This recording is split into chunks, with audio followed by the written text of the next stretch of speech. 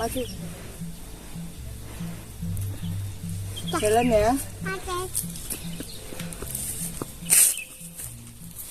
Untung mau jalan.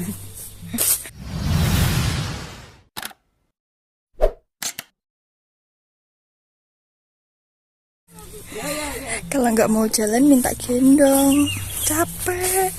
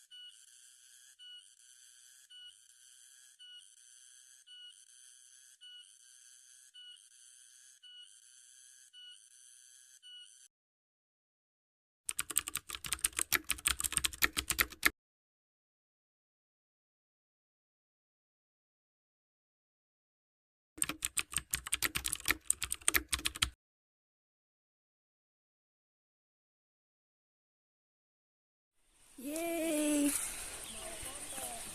udah mau sampai. Itu ada air-air.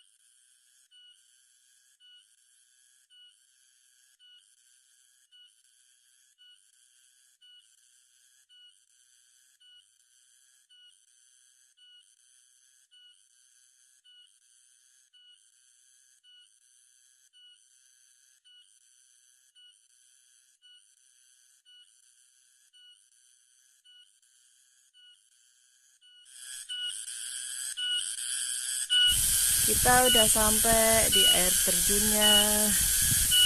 Jadi ini kalau musim penghujan bagus.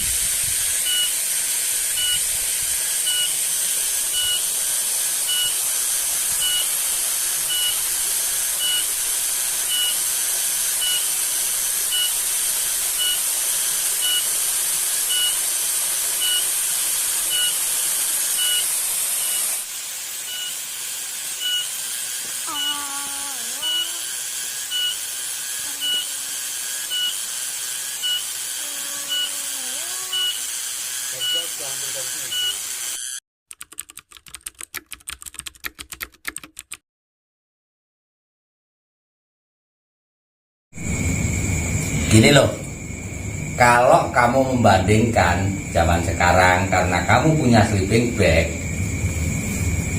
pakai sarung ini jadinya kayak repot. Tapi dulu karena memang bapak nggak punya sleeping bag, ya itu satu-satunya cara.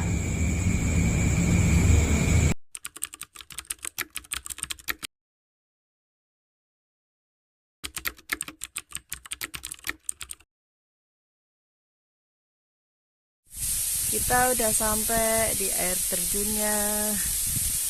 Jadi ini kalau musim penghujan bagus banget lur. Airnya banyak karena ini jarang ada hujan. Jadinya airnya cuma sedikit.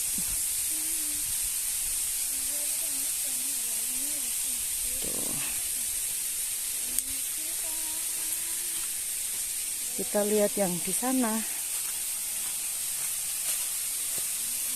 Ups, ada petilasannya lur. Petilasan Kyai Mahosuci Joyokusumo.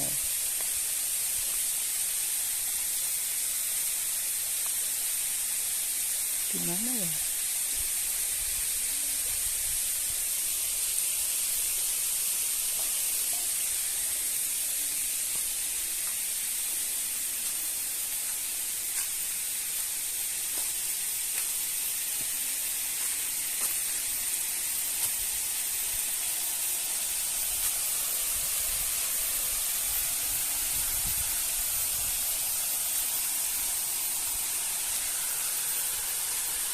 Oh, itu di situ.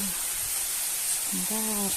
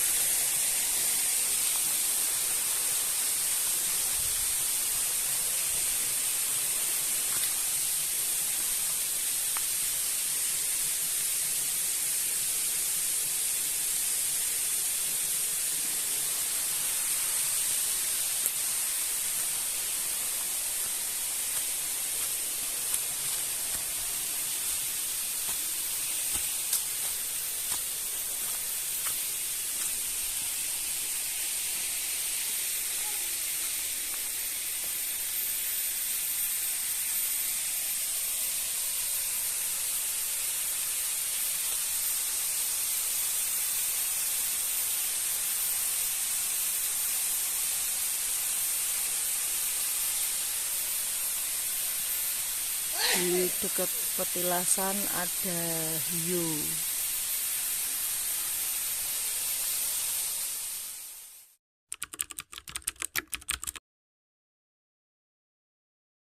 Satu, dua, tiga. Salam lestari. Halo Lor, kembali lagi di Salam Lestari saya. Ya kamu nggak bilang kalau dia mau bikin konten kok. Kan udah 1, 2, 3. Kamu ngajak aku duduk sini terus 1, 2, 3. Ya, direkam. Sekarangnya direkam. Sudah, direkam Mbak. Lagi. Kamu nggak Ini pembukaannya itu. Duh. Kamu ikut ngakak juga nggak apa-apa. Iya ya, tadi ikut ngakak. Ya, 1, 2, 3. Salam lestari. Halo Lor, kembali lagi di Liato. Kamu itu ngapain? Ayo salam lestari dulu. Lu tadi katanya kamu ngajak aku duduk sini, terus Dian di situ. Tak kirain moto. Enggak, mau bikin konten. Lah, bilang kalau mau bikin konten. 1, 2, 3. Kirain foto. Oh ya, 1, 2, 3. Salam lestari. Halo Lor, kembali lagi di Dia Tablet Channel. Masih bersama dia dan yeay sama Mas Jojo. Bikin konten lagi yang Apa? setelah sekian lama. Kangen enggak sama aku? Enggak. Jelas, enggak kangen. Masa tak tinggal di Papua 10 hari, masa enggak kangen? Enggak kangen tapi kangen banget. Ya Lor, ini kita lagi kerja sambil jalan-jalan ya Mas. Ya. Jadi Mas Alek itu dapat orderan film dari PGRI ya Mas, Dinas Pendidikan guys. PGRI. PGRI. Ya. Mau ada festival film PGRI gitu. Ya di Jawa Tengah. Oh, ke Jawa Tengah ya? Ya. Itu terus ini Mas Alek lagi cari gambar indah dan ini kita lagi ada di air terjun Gulingan, salah satu wisata yang ada di Kabupaten Grobogan. Nah, ini tadi waktu nyoteng air terjunnya itu ternyata ada petilasan Kiai Mahosuci Joyokusumo. Kita udah sampai di air terjunnya. Jadi ini kalau musim penghujan bagus banget Lur. Airnya banyak karena ini jarang ada hujan. Jadinya Airnya cuma sedikit. Tuh. Kita lihat yang di sana. Ups, ada petilasannya lur. Petilasan Kyai Mahosuci Joyokusumo.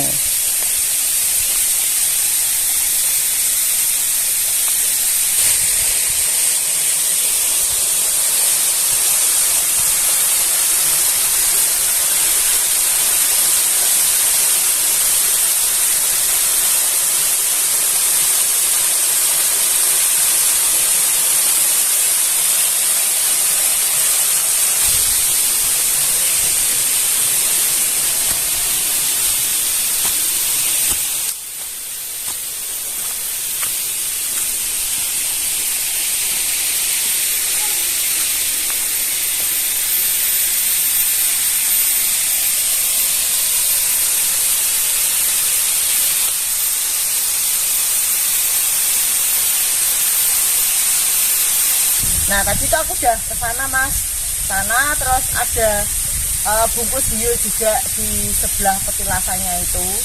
Jadi petilasannya itu cuma kayak gundukan tanah gitu, terus ada kayak kayu tapi kayunya udah lama gitu. Nah ini aku mau tanya sama jenengan mas, aku 2 kali kesini ya, tapi kok baru tahu kalau ada petilasan itu mas. Terus Ya aku nanya petilasan itu tuh. Kamu itu tadi komentar bukan tanya. Oh, iya? Sekarang tanyanya apa? Ya kan cerita, aku sudah 2 kali atau berapa kali ke Aku sini. 2 kali. 2 kali ke sini, sebelumnya nggak ada ini. Ah. Terus kok ada ini? Itu kan cerita, bukan tanya. Ya ada itu. Terus yang mau aku tanyakan itu Kyai Mahosuci Joyokusumo itu tuh apakah orang bertapa di sini terus meninggal atau orang pinter zaman dulu leluhur gitu atau gimana gitu loh mas? Kalau itu sebenarnya ya lebih tepat tanya pada yang masang ini. Gitu. Tapi mari kita analisa begini. Mahosuci atau Mahasuci itu sebutan buat siapa sih? Gusti atau Tuhan. Nah, kalau ada Mahosuci, yang Mahosuci Alex itu ngawur gak?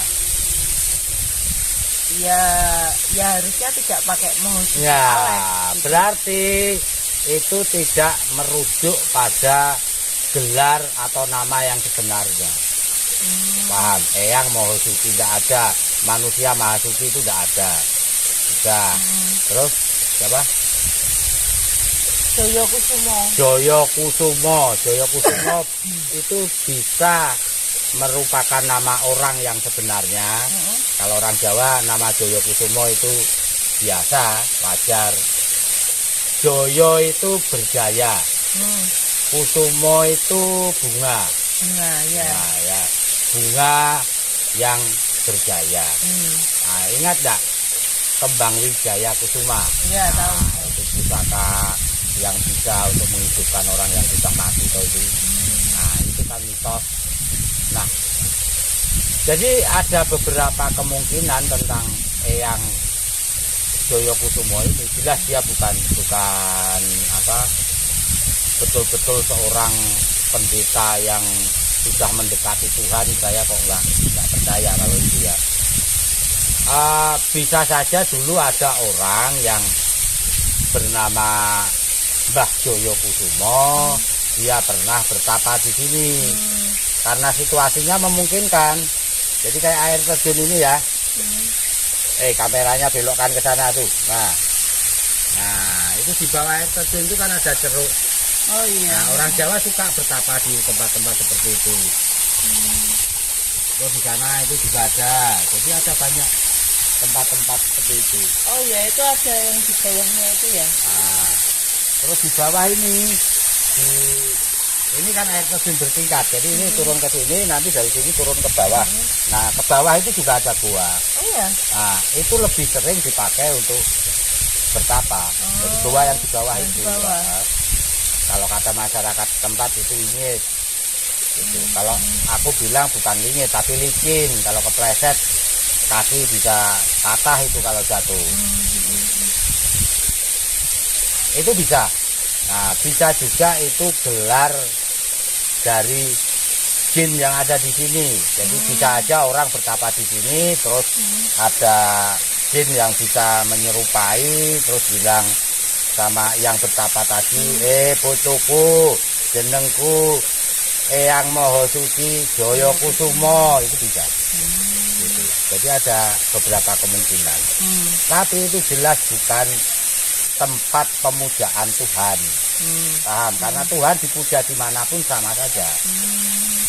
Itu kok ada bungkus bio itu berarti kan ada orang-orang yang bermeditasi mungkin Iya. ini pakai bio gitu. Iya. Bungkus rokok ada nggak? Nggak ada. Nah, karena aku belum pernah ke situ. Kalau aku meditasi ke situ ya sebelum meditasi ya aku sudah tutup dulu di situ.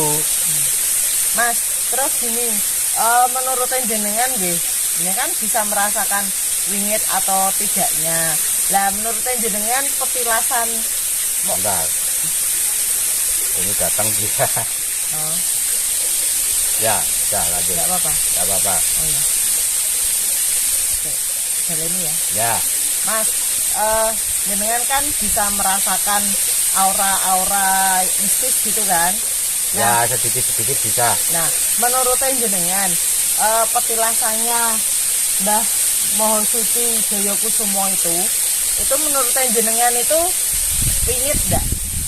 Kalau sama aku please deh yang mau sucinya nggak usah disebut. Oh iya. Sebut aja Mbah Joyo. Ya kenapa Mbah sih? Joyo. Nah, Mbah Joyo itu petilasannya itu wingit enggak?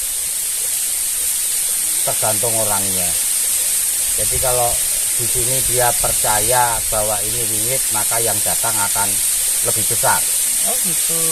Apalagi tertumpuk oleh ketakutannya sendiri, gitu ya.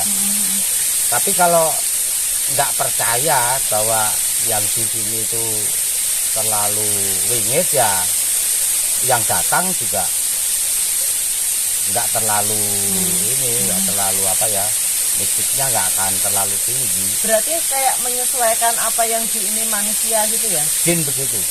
Sama kayak kalau misalnya kita takut sama misalnya kuntilanak gitu, itu yang datang juga akan menyerupai kuntilanak gitu ya. Nah, karena selain jin memang bisa begitu, kita kan juga punya yang namanya otosugesti. Jadi otosugesti itu sugesti pada diri sendiri. Jadi misalnya kamu mau apa ya, mau mencangkul lahan yang begitu luas. Kalau kamu selalu bilang aku nggak akan kuat, aku nggak akan kuat, Ya nggak akan kuat. ya nggak akan kuat. Sama dengan naik gunung. Wah, misalnya naik Sumbing ya. Sumbing itu gunung tertinggi kedua di Jateng dan terjal. Kayaknya aku nggak kuat deh. Kayaknya nggak kuat. Kayaknya nggak kuat. Ya nggak kuat. Jadi di sini tampak bahwa sugesti itu bisa menjadi real, menjadi nyata. Nah itu namanya otosugesti, terutama kepada diri sendiri. Dari situ maka penting untuk selalu berpikir secara positif, tidak skeptis, tidak negatif gitu. Oke, Mas, aku mau nanya lagi. Kan waktu kita ke Napas Angin, Ya. kita kan ambil jalurnya itu kan turunnya itu nggak jalur nada itu. Ya kita lewat jalur bebek. Nah, pernah. kita lewat jalur bebek. Itu kan banyak banget juga petilasan-petilasan. Ya. Nah, kita juga pernah bikin konten itu ada di situ tempat yang bisa buat ngambil pesugihan Ya, atau buat minta apalah kayak gitu. Ya. Nah, nek menurut jenengan petilasane Mbah Joyo ini apakah bisa? Soalnya kan itu ada hiu juga, berarti kan ada orang yang kesini itu kan mungkin nggak hanya buat nyepi gitu loh, Mas. Ini harus diluruskan dulu supaya fair ya. Jadi orang yang membakar hiu itu belum tentu dia menginginkan pesugihan. Itu fakta, karena saya juga kadang-kadang bakar hiu supaya lebih kusuk. Di situ berarti hiu menjadi semacam aromaterapi buat saya supaya menjadi lebih bisa fokus gitu ya. Ada yang memang minta sesuatu, tetapi kalau minta sesuatu itu kan jumlahnya bisa 1001, bisa jodoh, bisa supaya dagangannya laris, bisa supaya tampak makin cantik. Iya, maksudku juga gitu. Maksudnya itu tidak hanya, kan aku tadi bilang kan ada yang di daerah atas angin sana, itu kan bisa ada yang buat pesugihan, mungkin juga minta yang lain, yang mungkin yang berdagang juga minta biar dagangannya laris atau iya. apa dan lain sebagainya. Terus Jin, yang di sini ini bisa Nah, yang di sini ngasih ini pesugihan enggak? bisa enggak dimintain sesuatu gitu loh, enggak hanya pesugihan gitu. Enggak bisa. Oh, enggak bisa. Powernya enggak sampai segitu.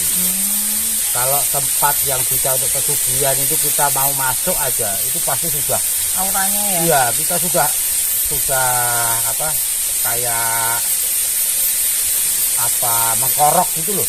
Ya kayak sudah merinding Iya. dulu. Enggak bisa. Kalau yang Aroma. di sini enggak bisa. Gitu. Nah, kalau yang di sini itu sebatas bagaimana? Ya sebatas penglarisan. Jadi misalnya dagangan biasanya nggak laku jadi laku. Nah, disinilah tipu daya jin. Artinya begini, kan bisa saja setelah kamu tirakat, kamu misalnya ya, kamu jualan kacang goreng, kemudian kamu sepulang dari tirakat punya ide supaya kacang goreng ini dikasih kunir, katakan begitu, supaya tampak kuning keemasan. Kemudian bisa juga kemasannya itu kamu diganti yang lebih bagus, kemudian kamu jual, laku. Nah, kamu berpikirnya ini karena aku minta sama Mbah Joyo, nggak taunya itu sebenarnya karena dirimu sendiri. Nah, disitulah jin bekerja. Padahal kalau kamu merasa hutang, kamu akan ditagih. Gitu. Jadi ketika kita melakukan tirakat, kita memang harus jernih, harus berpikir, harus merasakan setiap hal yang kita lakukan, kita pikirkan. Gitu. Karena gampang sekali terpeleset. Kalau ini Mas kayak jodoh-jodoh gitu, Jodoh-jodoh kenapa? ya bisa ndak minta sama Mbah Joyo? Jodoh kok minta sama Mbah Joyo loh. Lo kan banyak juga orang yang Itu yang mau biar minta, itu suka sama saya gitu, ke dukun mana ke mau dukun minta mana. jodoh itu gitu. cowok apa cewek? Ya mungkin cowok atau cewek kan juga tahu. Nah, aku kan juga punya anak cowok, punya anak cewek. Terus Daripada ke Mbah Joyo, mending ke Bahalek. balik aja. Siapa tahu berjodoh, ya sudahlah sama anakku. Itu aja. Maksud saya begini, itu terlalu naif. Mau lancar jodoh aja kok sampai ke konsultasinya, sampai ke dunia yang bukan dunia kita. Ya kadang kan ada orang yang kayak gitu toh Mas. Jangankan orang, aku loh pengalaman. Oh, berarti kamu ketemu aku karena bantuan jin. Bukan, aku tuh dulu tuh sebelum ketemu jenengan itu kan aku punya pacar, kan sayang banget sama itu, terus putus. Lah aku tuh mau balikan lagi gitu, aku tuh ke tempatnya dukun Mas, aku bawa fotonya. Makanya kan aku nanya itu, terus jadi kan bilang kok naif banget ya, itu mungkin pemikirannya jenengan, mungkin kan orang-orang yang sudah frustasi, udah nggak bisa cari jalan keluar kan pasti juga akan ke Mbah Dukun atau ke petilasan punden-punden kayak gitu. Ya ginilah, artinya sebenarnya Tuhan itu selalu memberikan yang terbaik. Cuman ketika kita sedang dalam cobaan itu, mata kita ini saking gelapnya jadi nggak bisa lihat. Biasanya kelihatan kalau masalahnya sudah berlalu. Waktu kamu galau soal jodoh itu kan kamu belum ketemu aku toh. Belum. Nah, ketika ketemu gimana? Ayem loh. Ayem. Nah, kan gitu. Jadi ternyata Tuhan dulu tidak melanggengkan hubunganmu sama yang dulu itu supaya kita ketemu dan kamu bisa berlabuh ke hatiku yang seluas samudra, kan gitu. Nah, kalau dalam keadaan galau kan kita nggak bisa lihat ya. Ya patokannya begini aja. ini masuk akal apa tidak, sudah. Ini masuk akal apa tidak? Kalau menurutmu masih masuk akal, ya udah lakukan aja. Karena kadang-kadang kan dukun itu kan punya banyak improvisasi yang kadang-kadang sampai keluar dari penalaran. Itu mandi air kembang, oke lah, mandi air kembang, tapi yang mandiin harus dukunnya, harus tidak ada siapa-siapa, harus malam hari, harus telanjang bulat. Nanti ada lanjutannya terus, gitu ya. Jadi pikirkan bahwa ini masuk akal apa enggak. Kalau enggak ya berarti sudah tersesat terlalu jauh. Gitu. Aku mau nanti kalau aku galau, aku mau ke Mbah Dukun, Mbah Alek. Terus nanti aku juga mau kalau suruh mandi kembang, yang mandiin Mbah Dukunnya. Cepat, kamu cepat galau, cepat. Mas terakhir ya. Ya. Nah, kalau menurut jenengan, ini kan jenengan kan bisa menangkap aura. Enggak selalu. Ya, enggak selalu. Maksudnya kadang bisa menangkap aura. Ya. Kalau untuk orang awam, orang biasa ke daerah sini, ke air terjun sini, ke Punden itu ganggu nggak? Ganggu orang biasa itu? Maksudnya Mbahnya. Lah kadang-kadang kan begini, ini tempat kan licin, orang kepleset, lalu dia hubung-hubungkan sama hal magis. Wah, aku kualat sama Mbah Deyo. Bisa aja, itu kan tergantung pikiran manusianya. Tapi aslinya Mbah Deyo itu kalau misalnya tidak diganggu juga tidak akan mengganggu gitu, atau gimana? Ini tak ganggunya nanti juga nggak ganggu. Ya enggak berani nih sama Nah iya, jenengan. artinya begini loh, itu kan soal kepribadian. Bagaimana kita mempunyai kepribadian yang kuat. Kalau kepribadian itu kuat, maka ini akan membentuk otosugesti.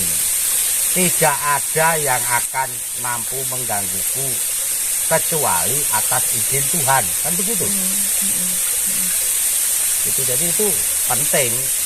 Kamu berada di tempat seperti apapun, misalnya sampai mengkorok pun kamu harus yakin. Kamu nggak bisa ganggu kecuali atas izin Tuhan.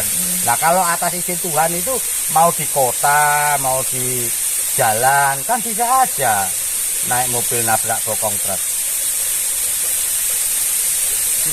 Nah, bukan disindir, itu atas izin Tuhan. Kalau sudah atas izin Tuhan kan berarti out of the question, kita nggak bisa bahas. Tapi setidaknya kita tidak membuka kemungkinan untuk dibodoh-bodohin, dikerjain, apalagi sampai dicelakain hal-hal yang di luar kita. Oke, gitu ya berarti ya. Tutup ini. Sebentar, kayaknya ini aku langsung galau ini. Yuk tutup, kita mandi kembang yuk. Di sini. Ya udah ditutup. Terima kasih dulu semua sudah menyaksikan di Atabla Channel. Semoga bermanfaat. Salam lestari.